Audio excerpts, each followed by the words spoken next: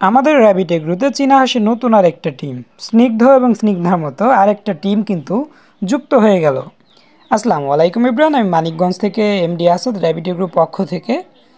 অনেক আগেরই আমার একটা ইচ্ছে ছিল মানিকগঞ্জের বাহিরেও আমরা আমাদের হাঁসগুলোর বাচ্চা পাঠাবো, মানে আমাদের যে চীনা হাঁসগুলো আছে চীনা হাঁসের বাচ্চা উৎপাদন করে বাইরে পাঠাবো।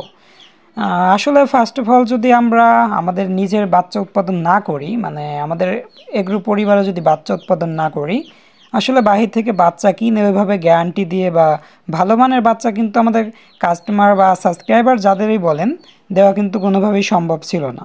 এজন্য মূলত কিন্তু আমাদের র্যাবিট এগ্রোতে আমরা প্যারেন্টস হাঁস বাড়াতে শুরু করলাম। তারই ধারাবাহিকতায় আজকেও কিন্তু 5টা চীনা হাঁস আমরা নতুন নিয়ে আসলাম।